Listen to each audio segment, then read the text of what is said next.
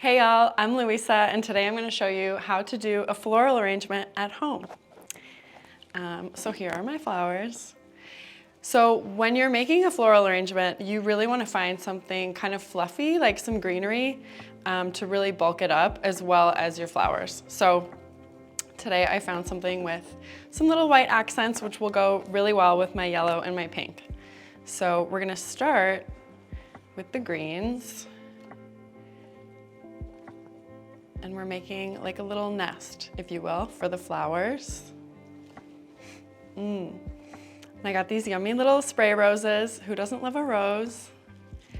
I got yellow because it's my favorite color. So with picking colors for flowers, it's nice to stick with like 2 to 3 colors, unless you're doing a more monochromatic look. Otherwise it gets a little busy, it's a little chaotic. Though one time I did do a full rainbow arrangement with all the colors of the rainbow, and it was awesome. So you can kind of see that I'm like stacking these in a way. I'm like looking at this almost like a dome from the top, and I want to make sure that it's even. So I have yellow here. I'm going to put a yellow here. And cool. So I think flowers are a really cool gift for anybody for a number of occasions. People usually think it's just a romantic gesture, but I love surprising people with flowers, just my friends, my family. It's so unexpected that anytime it happens, it's just, people are so happy to get flowers. See, and it's looking really cute so far. We have a nice little even disperse of colors. And you want to keep kind of everything like around the same height. Some of these little accent pieces can stick out. It makes like some nice depth, but otherwise you want to stick to this shape. I used to work at a flower shop, and the woman who owned it and who trained me actually went to school for floristry in Denmark, I think. It's like so serious. People take it very seriously. So I think this looks good. I think I'm gonna stop here. I could use all of these, but I wanted to keep it like a nice centerpiece size. So when you're looking at the height of the flowers to the container, you wanna do like 2/3 to 1/3, if that makes sense. So then I really just have like this much stem on the bottom that I can cut off.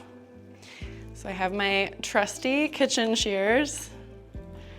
Just gonna cut all these stems here. And there goes that. Cute, and then we put it in the vase. So sometimes this happens where you put it in the container and it's falling out a little bit, but that's why we have leftover greens. So I'm gonna take off these little end ones because we don't need those. And then we just kind of fill in the rest. And pretty soon you'll have a gorgeous bouquet. Perfect. And then also something I didn't mention is you want to keep kind of your larger flowers toward the bottom, just following laws of nature, you know, gravity, heavier goes on the bottom. And sometimes you have to give them a little spin or even swap it out. Oops. For one that's facing that direction. Perfect, look at her, okay. And then we have an arrangement. Ta-da! So like I said, you can gift flowers to anyone in your life for any occasion.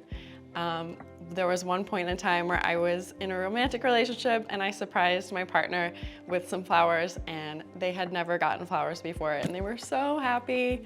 And there was no real reason. I think maybe they had a bad day at work or something. So it's a nice way to brighten things up for people. And today I chose yellow and pink because we're going into spring and summer, and so these are just big, bright, punchy, summery colors.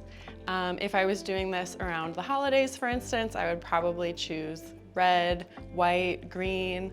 And then the fall, you might incorporate some oranges, some darker reds. So it's fun to think about seasonality when you're doing flowers, and to just play with your hands a little bit. It feels so good.